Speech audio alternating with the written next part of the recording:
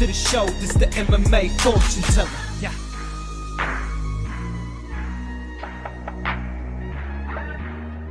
The MMA fortune teller. The teller. What is up, you guys? Xiaonan versus Mackenzie Dern, aka UFC Vegas 61 prediction and breakdown video coming at you guys right now. We're basically going to jump right into this card. But if you could, real quick, hit that like button before we get into it. Subscribe to the channel if you guys have not already, and catch me on all my social media platforms on Instagram, MMA Fortune Teller _, and on Twitter, the MMA Teller. And real quick, I want to give a special shout out to everybody that's going over to Instagram and following me there. I've been putting out a lot of content on Instagram and Twitter, to be honest. But you guys know I do favor the IG platform, and I am creeping up on 8,000 followers. So if you guys can get over there, if you haven't already, help me hit that 8K. I really want to hit that 10K mark. I think they open up a couple little things you could do with the platform when you hit that 10K mark. So I know it'll just look better, right? It'll look cool. I think they actually throw the letter K over here next to the 10, so it looks a little bit better than this 4-digit scrambly, mambly, jambly looking type thing right there. So all right, guys, I appreciate you. We got some content here posted last night about Bo Nickal. Of course, Bo Nickal fighting tonight. I'm filming this Tuesday morning.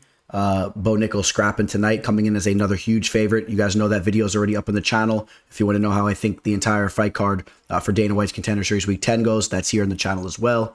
And all right, I guess I said I wasn't gonna sit on the mic here and start rambling. I thought I was gonna jump right into the card, but I still ended up talking a little bit. So here's the card: UFC Vegas 61. It's not the most stacked of cards, if we're being honest, right? But again, we didn't have any UFC this past weekend, and we're excited anytime there's UFC action taking place. So we'll be ready to go Saturday, and we'll have our spots to make money like always. All right. So in the first fight of the card, we got Randy Costa taking on Guido Cannetti.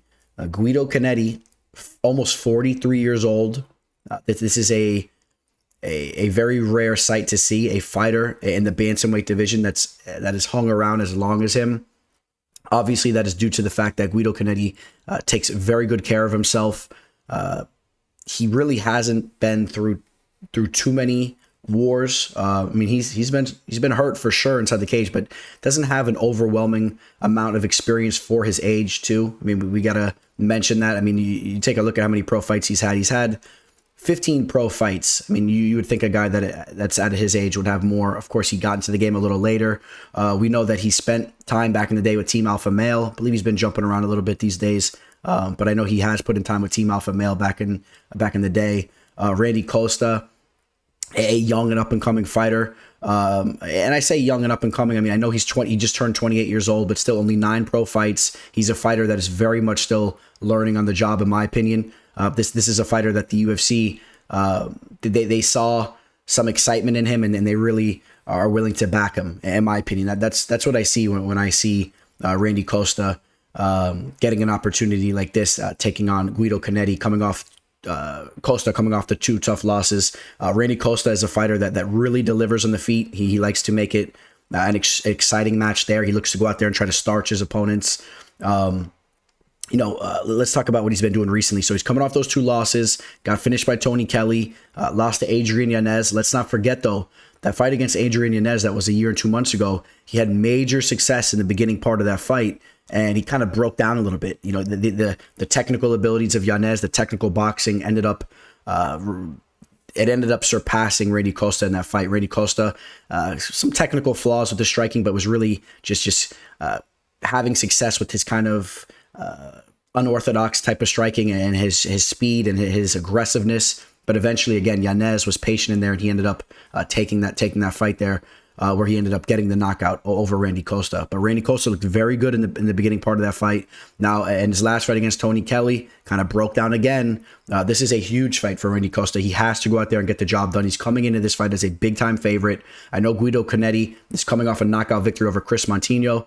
that doesn't hold too much stock in my books. You guys know that. And before that, lost 3 fights in a row, including losses to Marlon Vera, Dana Barragurel, and Mana Martinez. When you look at those losses, not really the worst of fighters there, if we're being honest. So I want to say this much. I believe that Guido Cannetti gets a little bit of a bad rap based on his age.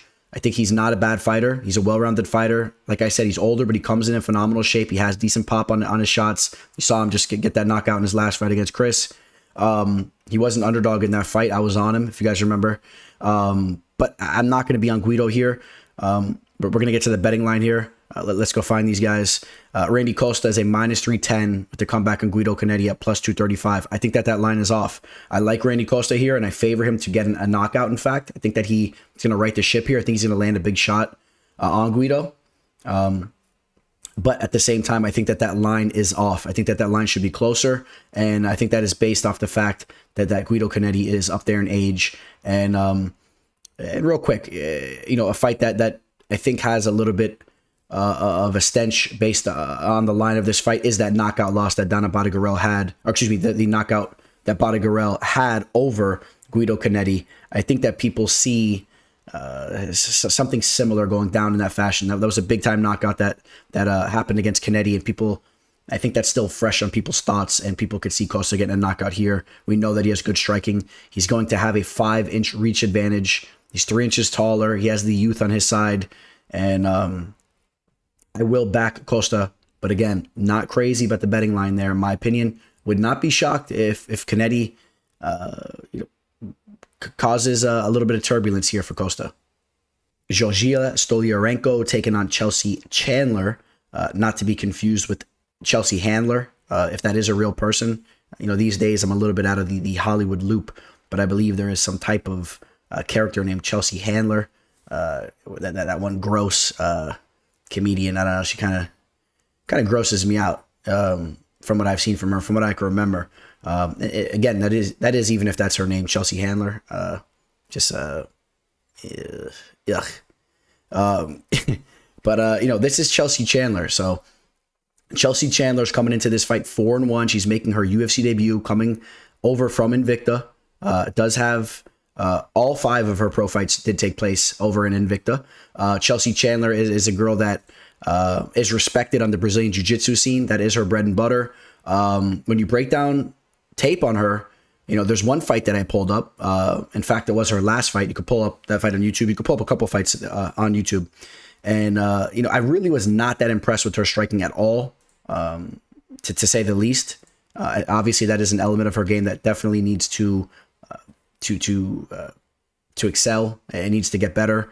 But I will say this. Then I pulled up another fight where, believe it or not, earlier in her career, where she actually decently impressed me. She threw a nice power left that cracked her opponent and sat her opponent down. So, I wouldn't be surprised if you see her striking start to get better and better. And actually, she has some success in this fight on the feet. I have never been overly impressed with Stoliarenko's striking, to say the least. She's a fighter that really fights in the back foot. So I do expect Chelsea to be the fighter that's kind of pressing her. And although it might not be the most beautiful sight, I think I edged Chandler on the feet. Now, what's interesting about this fight is down on the mat, I've been impressed with Stoliarenko, especially early in her fights. She has very explosive submissions, and if her opponents are lacking, she could definitely pull off an armbar on them or some type of quick submission. She is good down there, but she seems to lose a little bit of that zest as the fight goes on. When you watch her fights that go later on into the fight, she does lose a little bit of that zap, that quick explosive submission type style, and we've seen her kind of grind it out a little bit. She didn't look that good against Alexis Davis, in my opinion. Of course, she got submitted by Julia Avila, and she lost to Yana Kunitskaya. Now, she did have that first round armbar submission over Jessica Rose Clark. Jessica Rose Clark has not been looking good as of recently. She's been making some mental errors in there. So, you got to be careful how you analyze that, because I think a girl like Chelsea Chandler should be able to avoid that early sub. And if she avoids that early sub, I kind of see her taking this fight over. Stoliarenko, she's 29. She's kind of easing into her prime. And I don't want to say the book is out on her yet, but going into the Jessica Rose Clark fight, I really kind of turned my back on her personally. I like the fact that she came in, got the job done there, and she looked pretty sharp. But what happens if she doesn't get that early submission against Chelsea? I think she's going to start to look a little bit more like we've seen her look in the past. Another thing too, Chelsea Chandler, good amount of experience or fights. She has a lot of fights over in the featherweight division. This is at a catchweight of 140, whereas Stoliarenko has been fighting at bantamweight. I think that Chelsea Chandler will be a little bit more of the more naturally larger woman. She's a little bit more solid. I can see Chandler having some controlled time in this fight and kind of winning a decision there. That's kind of the route I'm going. And on the feet, again, I see Chandler kind of pressing Stoliarenko and just using her sloppy striking. Maybe you see a few nice shots sneak in, maybe a nice little heavy shot here and there, but overall it still is not the most polished striking that you're going to see. But Stoliarenko does tend to fight in the back foot, and I got to edge Chandler via decision here. From a betting standpoint, let's see here. Here she is, Chelsea Chandler. Chelsea Chandler at minus 105. Stoliarenko is a minus 115. It's basically a pick 'em, right? I mean, there's a very, very minute lean towards Stoliarenko, if you even want to say that. So it is a pick 'em. I'll go with Chandler. I know that Stoliarenko has the UFC experience and all that, but I still got to edge Chandler based on what I saw when I was breaking down tape. Maxim Grishin taking on Philipe Lins, fight taking place in the light heavyweight division. Of course, Philipe Lins that does have a good amount of experience fighting up in the heavyweight division. In his last fight, he dropped down to the light heavyweight division, took on Marcin Prachnio, got the job done there. If you guys remember, that was an official play of mine, and Philipe Lins was actually a slight underdog going into that fight. So Philipe Lins is an underdog going into this fight as well. The thing that you need to realize is that Philipe Lins dropping down to the light heavyweight division, I feel that it suits him very well. I do believe that this is the division that he should be fighting in. He looks to be in much better shape. Putting in work over at American Top Team, coming in more lean, his striking looking a little bit more sharp, and he is a fighter that does have pretty crisp striking in general. I think that he's an underrated fighter, in my opinion. Now, we've seen him slow down a little bit in some of his fights, and sometimes he's not the most active inside the cage, and that does cost him. I believe that did cost him a couple of decisions so far in his UFC career. The loss to Andrei Arlovsky, that was a fight that he was very gun shy and just seemed to be slowing down. He did get knocked out by Tanner Bozier also. He is also 37 years old, but Maxim Grishin is 38 years old, and he has a lot of wear and tear on him. I mean, we're talking about a guy that has 43 professional fights. He's been around the block for a long time. Maxim Grishin was fighting over in PFL for a while. I do believe that Maxim Grishin is an underrated fighter to an extent as well. He's not a bad fighter. He's well-rounded. If his opponents are not up to par, stuffing the takedown and really looking to put out a high work rate, he can take advantage of that. And I do worry a little bit from Philipe Lins' standpoint that if he's not ready to push the pace and if he's really not ready to go, that Maxim Grishin will just push a little bit more and take this fight via volume and just being the aggressor a little bit. But I like Philipe Lins striking a little bit more so here. If the pace of this fight slows down a little bit and they kind of strike from the outside, I think that Philipe Lins will land the cleaner shots, and I think that he'll have an avenue to win a decision there. But if things get ugly in there and you see a little bit of this, a little bit of that, transitioning to takedown, sloppy clinch work against the cage, and you see these fighters breathing heavy, I wouldn't be shocked at all if Grishin takes this fight. Grishin will have a 2-inch reach disadvantage, even though he's an inch taller. Philipe Lins with those long arms there. He's 6'2". You guys know I have major respect for fighters that I take with my official plays that come through, especially in underdog spots. I'm willing to say that Philipe Lins kind of branches off that victory that he just had against Prachnio, and we see him continue to look good. We know in the upper weight classes that these fighters at these types of ages, it's not really the end of the world that they're getting up in their upper 30s. I think that Philipe Lins could still look to be the best version of himself. Like I said, he's been grinding at American Top Team, and I am going to pick Philipe Lins to win this fight as the underdog. Philipe Lins is a plus 145 dog here with the comeback of Maxim Grishin at minus 175. So we pretty much brushed upon a couple of different ways this fight can go. But Philipe Lins will need to keep this fight at bay, and hopefully Grishin just kind of falls into the rhythm of Philipe Lins and kind of tries to strike from the outside. And I'm sure Grishin will throw his long leg kicks from the outside. But if Lins can counter with some nice shots, I don't see any reason why he can't just squeak by and get a split decision victory here. What's up, you guys? Real quick, you guys know how it goes. If you're looking for a new sports book, reach out to me. I'll give you my referral link. If you sign up through my referral link, I'm giving you an entire fight card for my official plays free. You could use it for any fight card you want. In fact, you don't have to use it right away. You can use it whenever you want. You're going to get an added bonus into your account if you sign up through my link. Okay, and if you have any questions with how Bovada.lv works, I'm going to be there to help support you, answer those questions, and it's without a doubt the best sports book, in my opinion. It's just aesthetically pleasing. Everything works smoothly. The customer service is great. The payouts are great. Everything is smooth with Bovada.lv. So if you guys want, reach out to me, and I'll give you that link, and let's get going. Brendan Allen taking on Krzysztof Jotko. Brendan Allen, he came through for me. I had him in a 2-team parlay about 3 months ago for him to defeat Jacob Malkoun. For those of you guys that remember that fight, it was a sticky one. A lot of people thought that Malkoun won that fight. Malkoun was having success with the grappling, which is interesting because Brendan Allen, although his striking has been being worked on over there with Henry Hooft, his grappling, in my opinion, is his strength.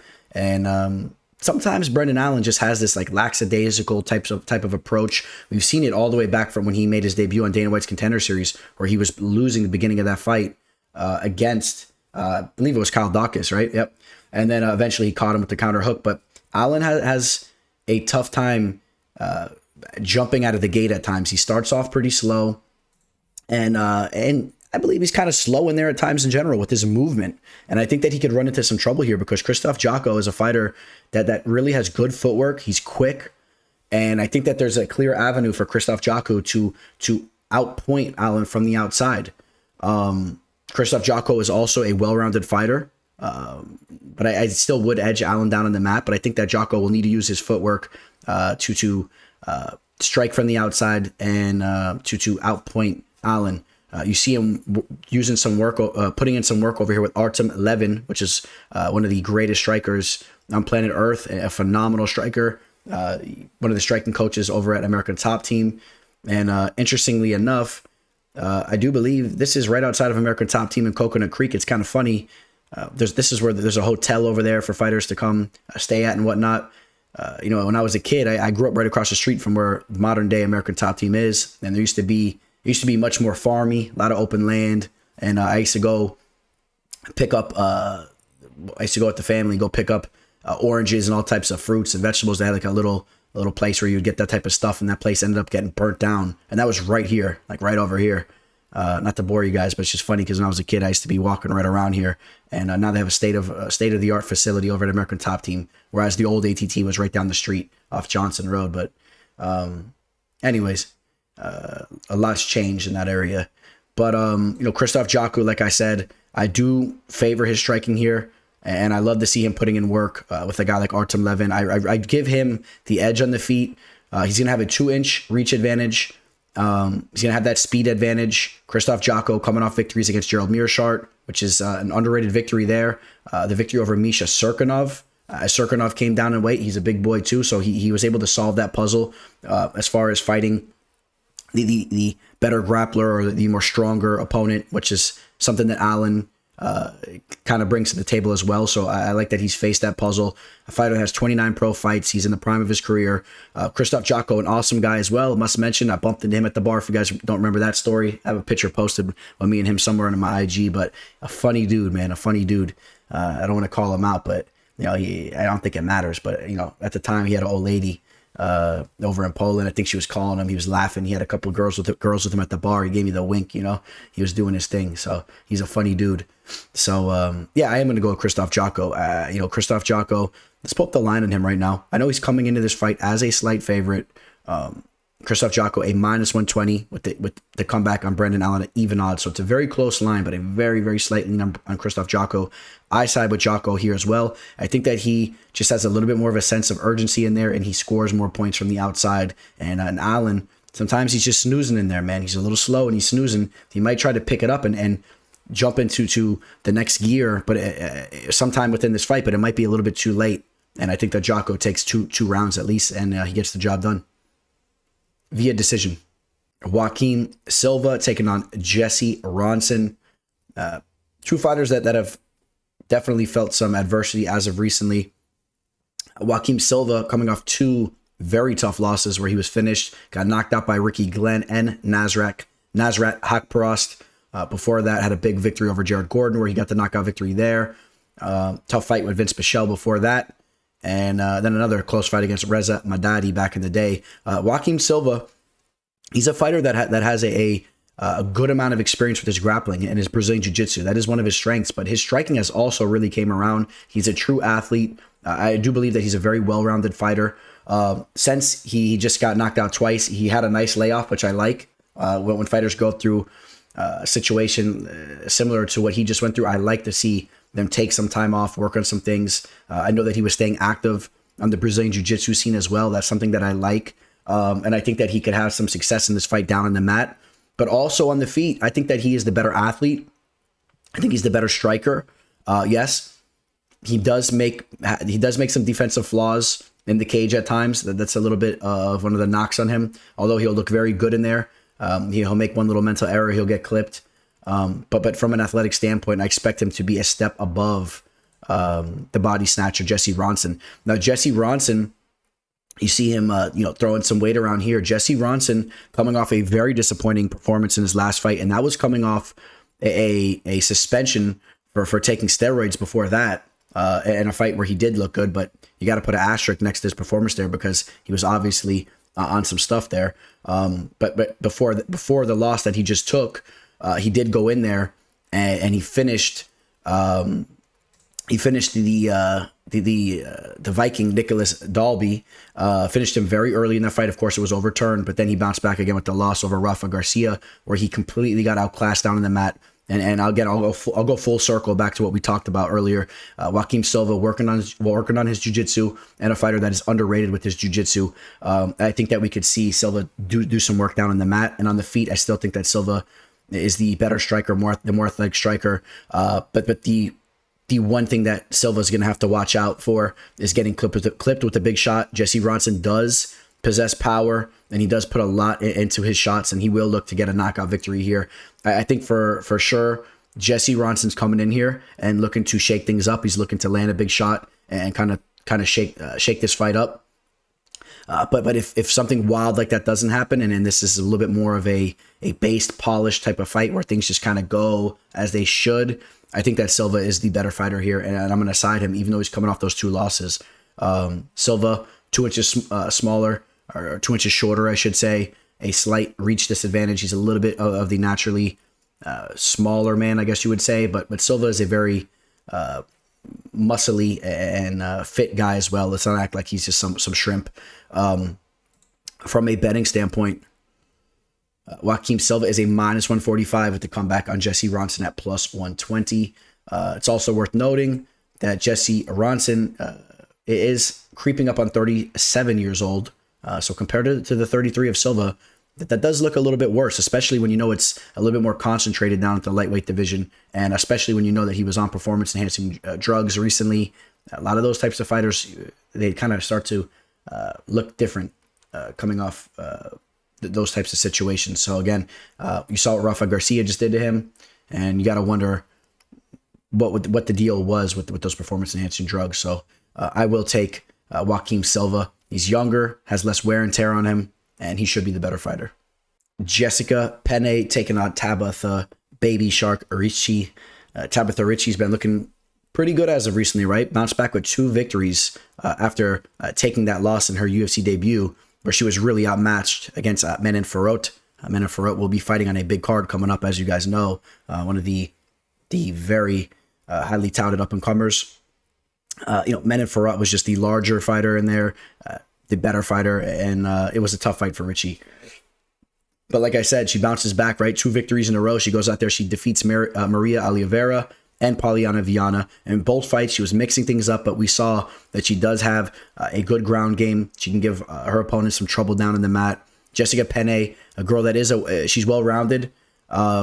Jessica Penne, it's interesting, right? Jessica Penne had a very long layoff. I believe she was handling some personal things in her life or whatnot, but she was a fighter that fought for the belt a long time ago against Joanna Young Jacek. Her face was all bloodied up and whatnot. She had this long layoff. She's made her way back to the cage. She pulled off a big time upset against a fighter that a lot of people have respect for in Lupita Godinez. And then she had another victory over Karolina Kovacevic where she pulled off a nice armbar. And then she went in there in her last fight and got kind of roughed up by Emily Ducote. I think that we're kind of understanding that Emily Ducote is a good fighter. So depending on how you want to look at that, is Tabatha Ricci on that same type of level as Ducote? Is she going to be able to do and have as much success on the feet as Ducote did? I think that she could. I think she could. I think more so, I think if she mixes things up, I think that with her youth and her energy, she should be the fighter that gets it done here. I think that she has a lot more to prove, but the sheer fact that Jessica Penne is creeping up, on 40 years old at this point, I do believe. She's been in and out of the cage, and I just did not like the way that she looked in her last fight. And again, I understand that Ducote is good, but I did not like the way that she looked in that fight. She looked like she took a step down. And again, I know Ducote was doing her thing and implementing her strategy on her, but if you really watched Penne's performance in there, something was a little off. She was lacking a little bit there, and I wonder if she has that same type of energy in the cage, and the baby shark will smell that blood and go in. And I got to side with Ricci here. I like what I've seen from her. The Brazilian Jiu-Jitsu black belt, and she mixes things up. I know she's short and she's small, but she does make it work in there, and I think that she gets it done. But just being a little bit more active and energetic in here and a little bit more confident taking the fight, pressing forward on Penne. She'll maybe landing a couple of shots too, and maybe we see Penne opened up and bloodied up again. She's very prone to being cut and opened up, which looks good for the judges' scorecards. Tabatha Ricci, a -220 here with the comeback on Penne at +176. This is a fight I really think you need to be a little bit careful with either way. Jessica Penne is live to pull off the upset, in my opinion here. Maybe there's more value on her at a +176 line. Tabatha Ricci at -220. I mean, I do want to see a little bit more from her, but I think that Tabatha Ricci wins this fight via decision. Aleksei Oleinik taking on Ilir Latifi. Look at a skinny, pale, bald-headed teller looking like I was suffering from cancer over here. This was in the height of the pandemic, man, when things kicked off. My body didn't see sunlight for some time. I guess I wasn't working out. I wasn't doing nothing here, man. Look at the teller over here, man. But you know what? This was the second interview that I did with my MMA live discussion, little stint that I did, and I learned a lot from interviewing those fighters. And you guys know that I do have something that I'm working on in the back. I know it's been taking a long time, but you guys know I'm working on some major things. And as far as the interviews go, it's going to be some time before that. But when it goes full force, you're going to see a major step up in production. And Aleksei Oleinik was a fighter that took the time out to chat it up with me. I still got his WhatsApp. He was a class act. He's an awesome dude.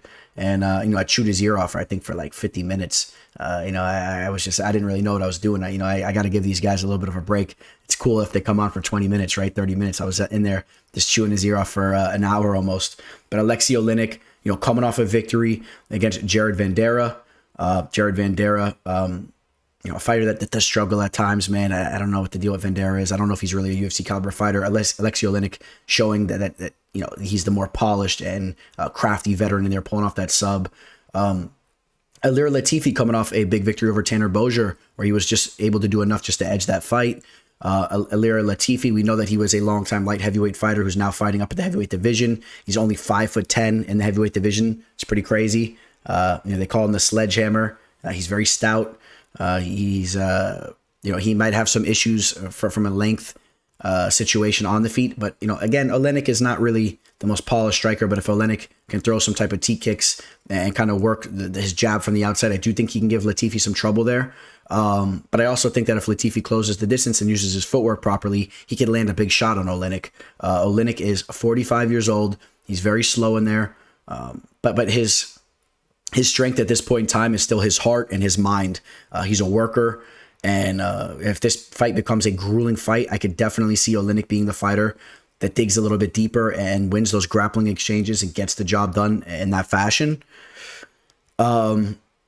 And, you know, Ilir Latifi is no spring chicken. He's 39 years old. You know, again, with his height and his frame and with the weight that he carries, you know, you do see it translate a little bit into his cardio. You see him slow down at times. I think that this is a very close fight. And I want to give you guys another dog pick here. But I still got to say that, you know, Latifi did put some things together decently against Tanner Bozier. I mean, he's still in it. He's still in it to win it. I think he's going to come out here, and I think he lands some good shots on Oleinik, excuse me. I think that he's just a little bit more crisp with his shots, and I think that he can keep the fight standing. But it's going to be a sticky fight. It really is. And if Oleinik, like I said, if he makes it an ugly fight with the grappling and all that, I think Oleinik could win it. But I'm going to go Latifi. I think that Latifi lands some big shots and kind of shakes things up. Even if he doesn't get that knockout finish, I think it looks good for the judges' scorecards. And I think you see some of the damage that he'll implement at one point in time in this fight kind of carry major weight within the 15 minutes. There'll be a point in time where even if he doesn't finish the fight, he'll land a big shot and he'll kind of give that energy like he's winning the fight, and he'll kind of just take the decision here if he doesn't get that knockout either. Give me Ilir Latifi. Ilir Latifi right now is a -175 to come back on Oleinik at +145. I think that line's a little high in my opinion. I think it should be a little bit more narrow. It should be a little bit closer. Maybe Latifi at -145. So maybe some value on Oleinik at that line. You got to be careful, man. Oleinik is up there in age, and we've seen him hurt as of recently. I'll go Latifi. So speaking of MMA live discussion, how about my discussion with Mike Davis back in the day? He was one of the more cool guys I had the pleasure of chatting it up with. He's really a solid dude. Took the time out to chat it up with me, and you know, I learned a lot about Mike Davis in this interview. If you guys want to check out the interview and you want to kind of learn what Mike Davis is about, this is the interview. He talks about how his diet consists of sugary cereals for breakfast, how he really doesn't really care if he has a fight within the year or whatnot. He's not a fighter that's like super motivated to get the belt and whatnot. He's a different type of dude. He obviously has other things going on in his life. I think that he's a fighter that really has a lot of success based on his natural abilities. I do believe that. Now don't get it twisted. I do believe that he puts in work. Of course, we know that he's put in work with Tiger Muay Thai. There's been a lot of stories about him, you know, putting in a lot of work over there throughout the years. He's bounced around, of course, right? Training out of Orlando. He's trained out of a couple different places. You know, a fight that really stood out to me, although he lost it, the fight that we really got to see what he was about was that fight on Dana White's Contender Series against Sodiq Yusuff, where he did lose that fight, but that was one of the more one of the first fights that we saw in Dana White's Contender Series where we really understood that there's some high level talent taking place on that show. I mean, that was a UFC caliber fight at the time on the show, and they really went at it. Of course, Sodiq Yusuff also fighting on this card. Mike Davis, a well-rounded fighter. He can strike, he can grapple. And on the other hand, you got Slavoklas here, Borshchev, who's coming off a very, very questionable performance in his last fight, where he showed that his wrestling and his grappling is lacking in a major way. We know that he's been training with Team Alpha Male, and that's one of the strengths of that gym. Of course, there's a lot of wrestlers over there, but that just goes to show you that when a fighter hasn't really put in ample amount of time with his grappling throughout a longer period of time, you can't really just concentrate that training and just see major results immediately. And the fight against Mark Diakese, that was one of the more frustrating fights that I've ever seen. I did have a play on Slavoklas in that fight, and Diakese went out there and just absolutely wrestled him, just pushed the pace and just took that fight. And now I do believe if Mike Davis goes that route, if he fights a cerebral fight here, if he goes in and just pushes the pace with his wrestling and kind of mixes things up but pushes the grappling and the wrestling, I think he wins this fight hands down. Now, Mike Davis is a proven striker. Like I said, he's very, very technical and very solid there. If he chooses to entertain a striking match against Borshchev's live to land a big shot or to even have success in general on the feet. We've seen the two knockouts that he had before the loss, the knockout over Chris Duncan on DWCS, and then the knockout in his UFC debut where he landed that liver shot on Dakota Bush. Okay. Mike Davis, in my opinion, is a good fighter coming off a solid victory against Mason Jones, a fighter that's on the up and up. Outclassed Thomas Gifford. Thomas Gifford's not a UFC caliber fighter. I saw that fight live in Sunrise. They lost to Gilbert Burns, took that fight on short notice. That was a tough fight for him, and just props for him to go in that fight and do what he did. And again, after the loss in Dana White's Contender Series, he went out there, got some more victories. He's 29 years old. I hope that he's staying active in the gym, and I hope that he still has that desire to do something in the UFC. And if he does, I don't see any reason why he doesn't run through Borshchev. And again, it's going to come down to the game plan here. He will also have a 3.5-inch reach advantage. He's an inch taller. I think there's a couple of things you could point towards Mike Davis's direction in this fight. I like Mike Davis. If he uses that wrestling and that grappling oriented style here, he's gonna go through Borshchev. But also keep an eye on the fact that Borshchev would have went back to the drawing board after that last loss and continued to grind with the wrestling and the grappling. I don't know if he's going to be able to cover the distance there. But again, Borshchev does have that eraser. So if he lands a big shot, obviously he shakes up everything there. I'm still going with Mike Davis though. Mike Davis right now is a -175 favorite with the comeback at +145, a common number that we've seen throughout this card. A lot of -175 type favorites here. I like Mike Davis to get the job done. I think he wins via decision. John Castañeda taking on Daniel Santos, the Willie Cat. Daniel Santos made his UFC debut in his last fight against Julija Arce and was pretty much outclassed, I guess you would say. I mean, Arce had that fight from the very beginning. A different level of striking, in my opinion. Santos is aggressive. He was trying to come forward, but Arce was just too smooth and too technical for him. Daniel Santos training at a shoot box Lima, of course, training with the current champ, Charles Oliveira. You love to see those types of things, but if we're being honest, when you break down tape on him, it's not necessarily reminiscent to the skill set of Oliveira. Yeah, there's some similarities with the aggressiveness and whatnot, but as far as from a skill standpoint, he's not on the level. And of course, you expect to see him get better and better, and you like to see him training and getting better, training and grinding with those types of fighters. He is only 27 years old, so the book is not out on him. I do understand that we could see a better version of him here. He comes into this fight an inch taller, but actually has a 2-inch reach disadvantage. John Castañeda is a fighter that you really don't think of that much, but he's a fighter that is 3-1 in his last 4 fights, and in the UFC he's now 2-1 with his lone loss against Nathaniel Wood, which we know Nathaniel Wood is legit, especially after his last performance. So but after that loss, knocked out Eddie Wineland and aged Wineland, and then the Miles Johns fight was really the one where that pretty much was his calling card. That was his most impressive victory. And he shows to be diverse, right? He's scrappy on the feet, but he does have those submission skills. He could wrestle.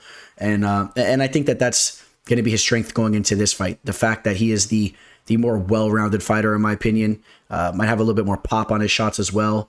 Now Willie Cat probably will be coming forward, and he'll have an urgency to try to take this fight. But I think that Castañeda should be the better fighter here, and Castañeda also has the UFC experience. He knows what it's like to get his arm raised inside the octagon. Those are some things that I like as well, going for Castañeda. And you see I'm working on the pads here. I mean, Castañeda needs to get a big victory here. He's 30 years old, needs to get a big victory, and he needs to get right back in there and try to get some momentum and try to make a little bit of a name for himself right now in the game. I'm going to be going Castañeda here. I think he's the better, more well-rounded fighter. Whereas with Daniel Santos, I know he had 2 decent victories before the UFC loss. Decent. But I'm not even really sure that he's not just a fighter that has got an opportunity inside the UFC based on his relationship with Oliveira and whatnot, as Oliveira does have some shot calling abilities at the moment as he's the champ. We'll take a look at the betting line here. And you're going to see that John Castañeda is a 2-1 favorite with the comeback on Santos at +160. I think that's a little bit of a steep line based on the fact that Daniel Santos, we need to see more from him to really get an idea of who he exactly is. And he's still young. We might see a better version of him. And Castañeda did struggle in his UFC debut, but how do I feel about this line here? I mean, I guess it's accurate. Maybe it's a little steep, maybe more like -185. So maybe Bovada's kind of holding that line a little steep there.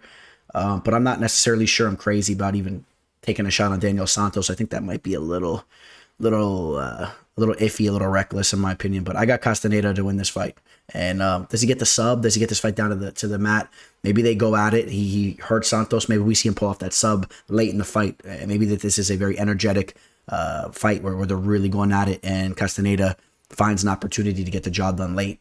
Sodiq Yusuff taking on Don Shainis. Don Shainis getting a major opportunity here, making his UFC debut on a main card slot against a fighter that is proven in Sodiq Yusuff. If Don goes out here and gets a victory, I mean, we're talking about a major increase in his stock.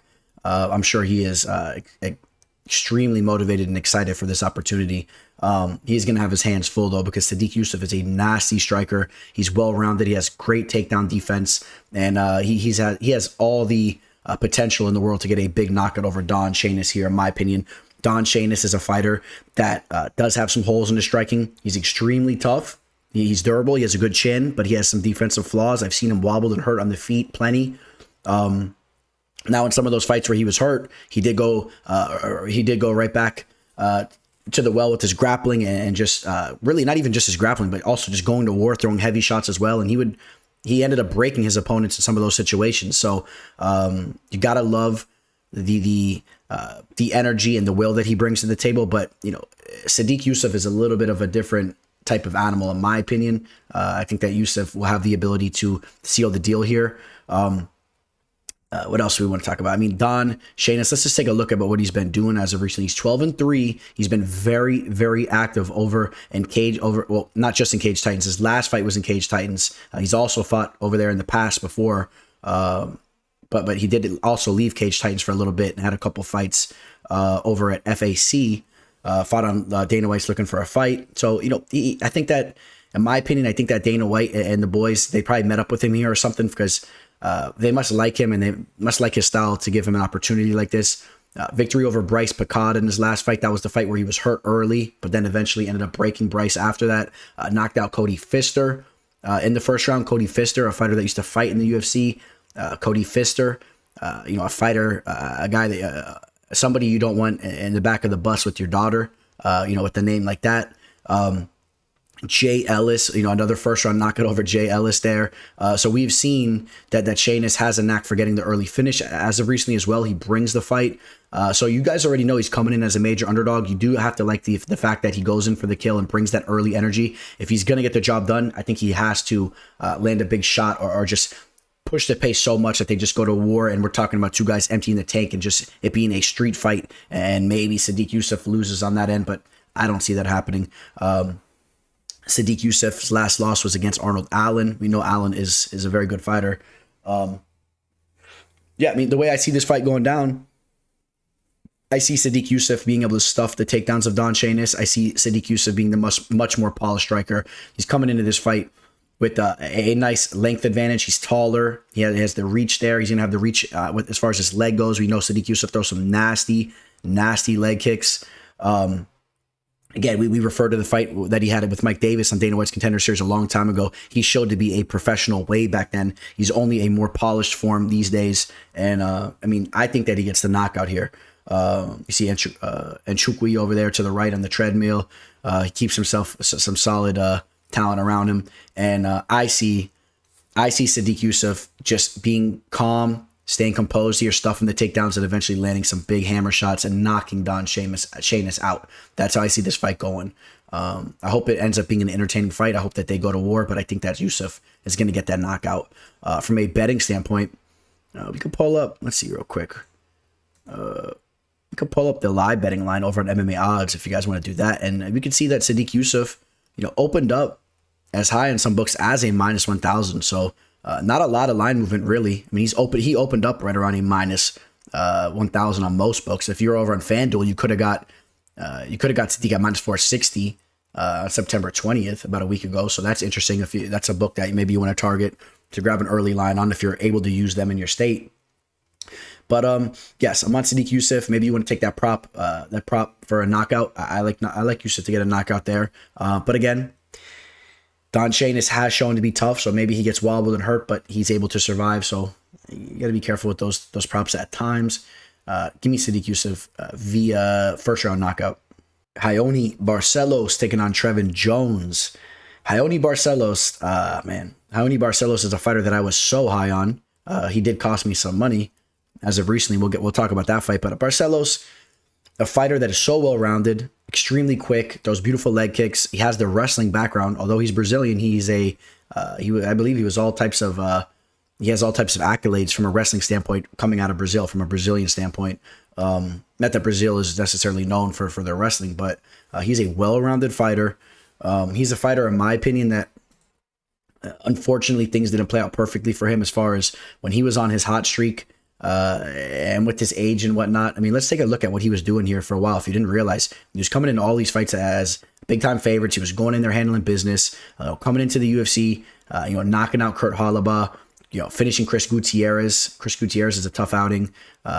Destroyed Carlos Hachan, the Peruvian, has a victory over Sayad Nurmagomedov, a fighter that stock is extremely high these days, defeating Khalid Taha.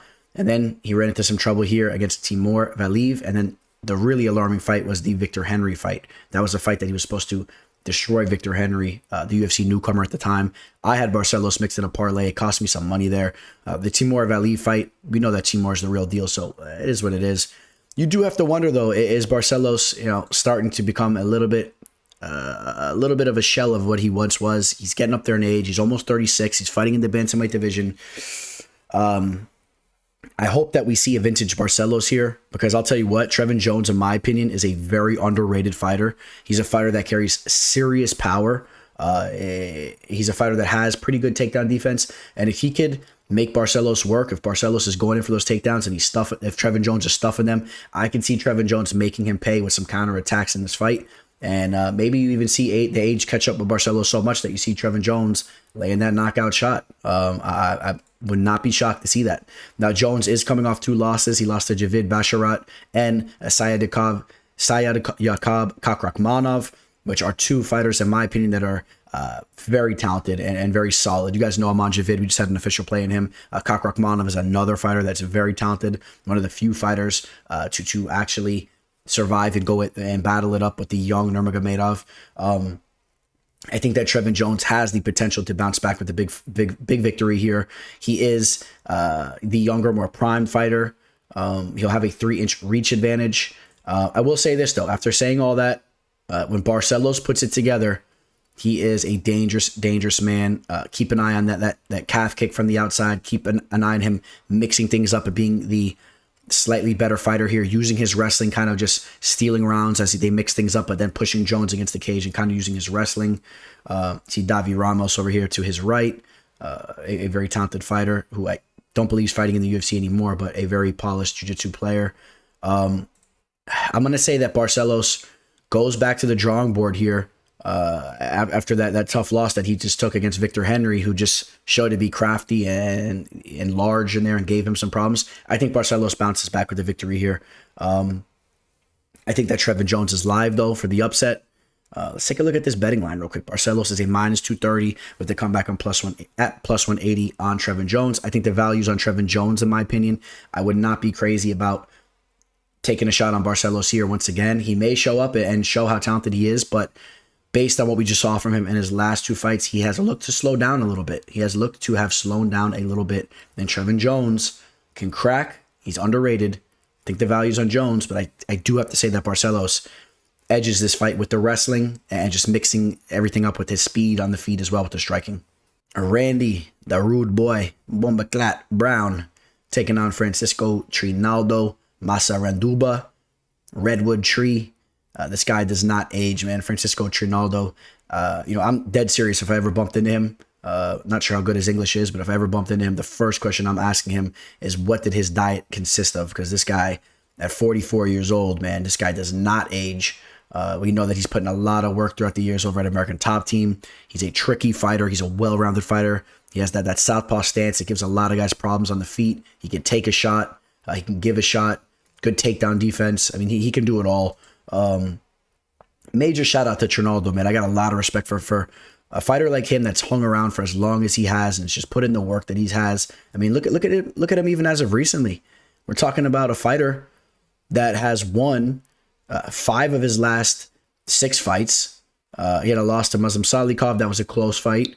The loss to Alexander Hernandez. He should have won that fight. That was a robbery, straight up robbery. If you guys remember, fight took place in the hometown of Hernandez. Hernandez threw a total of three strikes in that fight.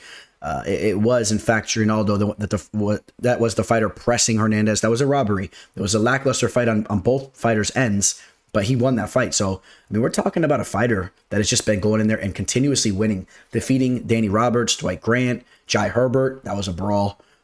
Taking out John Makdessi, Bobby Green. The Bobby Green victory looks good these days. Evan Dunham, a solid fighter. Jim Miller. I mean, Jim Miller still doing his thing. That just shows you. Taking out Paul Felder. Losses to James Vick, the actual president. I don't even know is he the president? Is he the president or is he the? I think we'd call him the king of Giraffe Syndrome Nation. Literally the leader of Giraffe Syndrome Nation. James Vick ended up turning into the Homer Simpson of MMA. Shout out to James Vick though. He's a good dude. Jim Miller. I mean Paul Felder. Yancey, that was a loss over James Vick. But James Vick, when he did put things together, he was a rangy fighter. That was a tough one for Trinaldo. You would have liked to see Trinaldo get that knockout in that fight, but he didn't.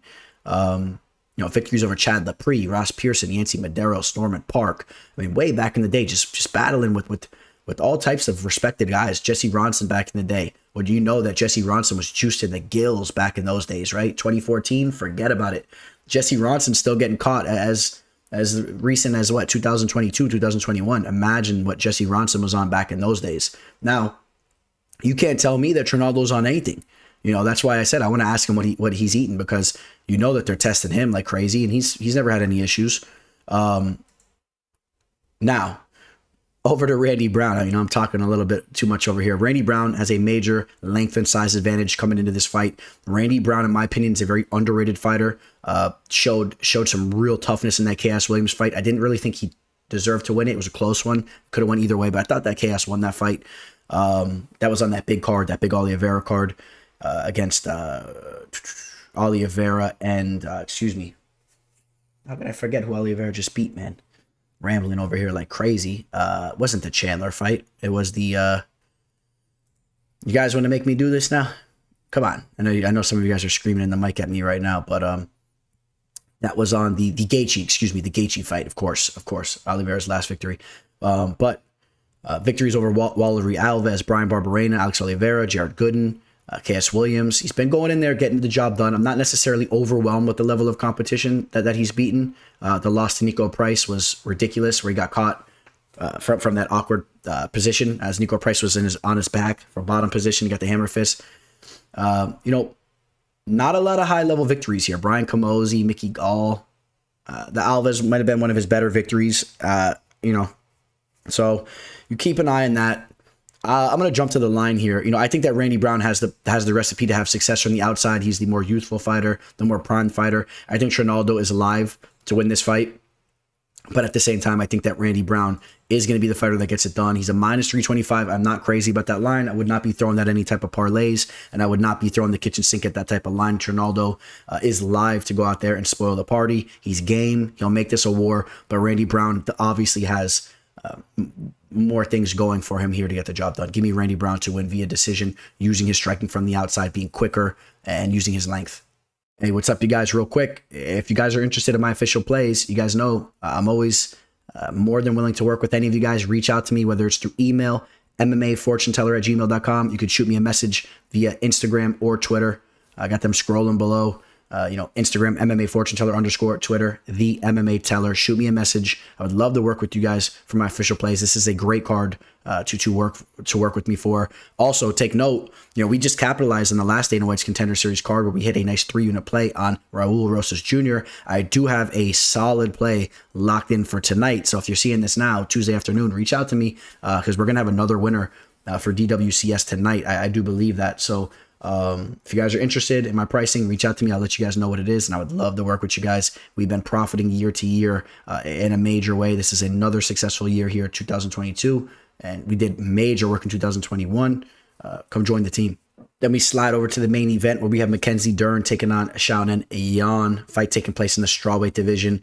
Major implications for the strawweight division as we see Mackenzie Dern ranked 5th currently, while Yan is ranked 6th. The winner of this will be easing their way towards the top of the division here. So huge fight for the division.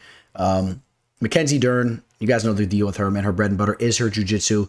She's aggressive on the feet. That's one thing she has going for her, but she's definitely lacking from a technical standpoint. That's not the case with Jan. Jan is very technical, powerful, and sharp on the feet. We saw her just come off a split decision loss against Marina Rodriguez. Marina Rodriguez, we know, is one of the best strikers in women's mixed martial arts right now. That was a very high caliber striking matchup. We saw what Marina Rodriguez did to Mackenzie Dern. Now, the big question mark with Jan, though, is just a fight before that. She gets taken down by Carla Esparza, and she gets smashed down on the mat. I think that if Mackenzie Dern can get this fight down to the mat, I think that Mackenzie Dern could do all types of wizardry. I think that she could pull off the sub very fast, or she could use her jiu-jitsu just to control Jan and use some ground and pound and bloody up and hurt Jan. I wouldn't be shocked if you see something like that. But let's not forget, man, people were very high on Jan not too long ago. She was going out there taking out girls like Angela Hill, Karolina Kovacevic, Claudia Gadelha. I mean, she's a fighter that's been on the rise. She's about peaking as a fighter. She's 33 years old, and she has 18 professional fights. I mean, she's at a solid point in time right now. I know that she just tasted defeat twice.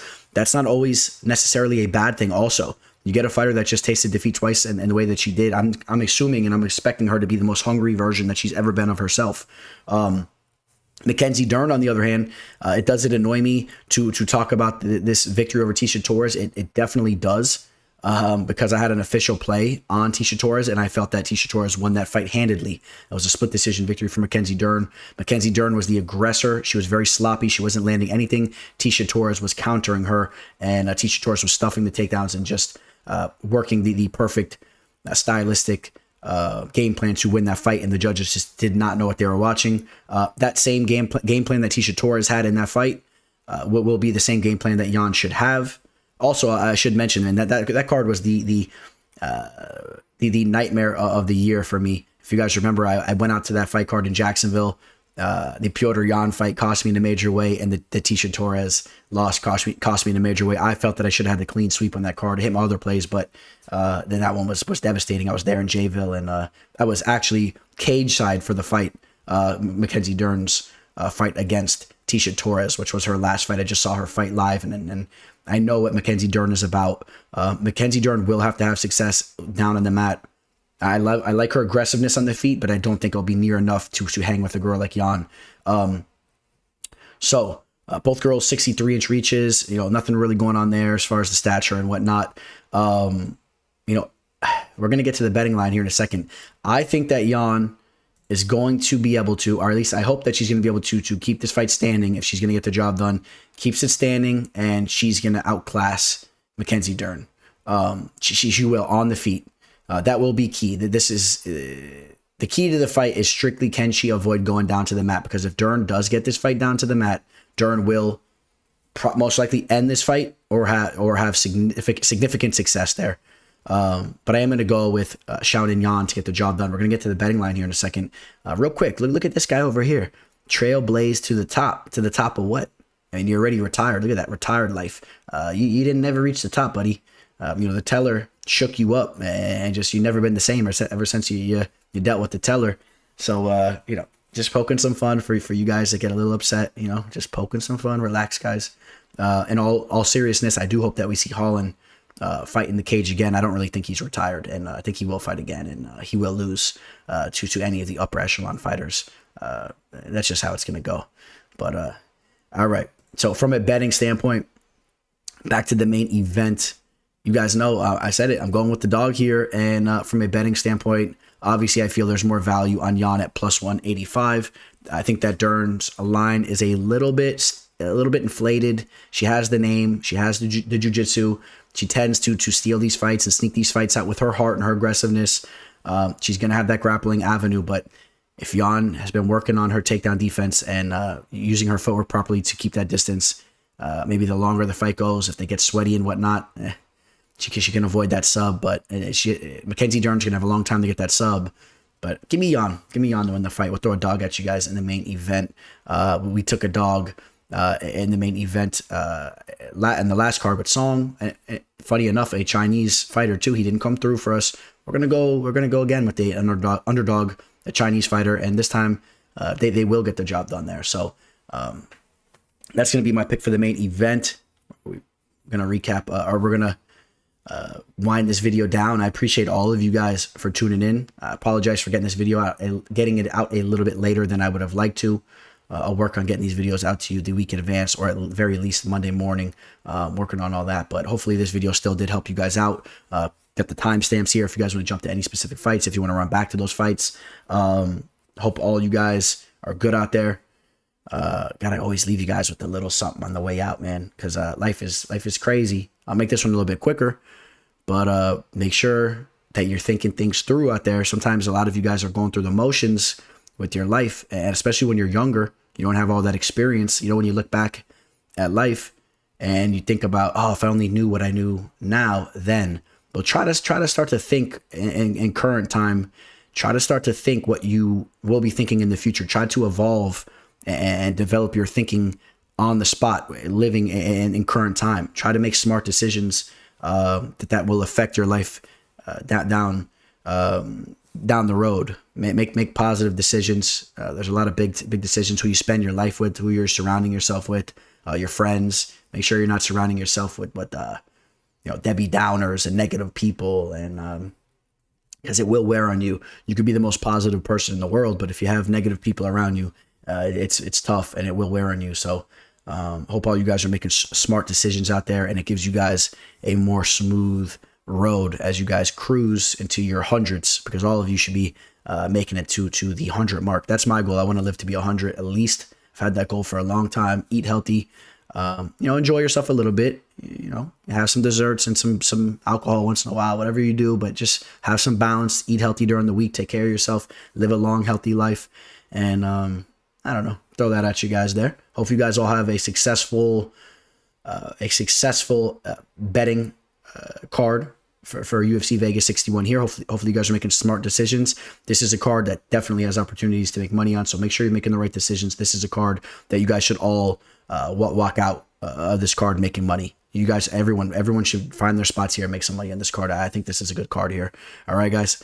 So leave you with that. We'll leave you guys with that. And on that note, signing out, Teller. Welcome to the show. This is the MMA fortune teller. Yeah.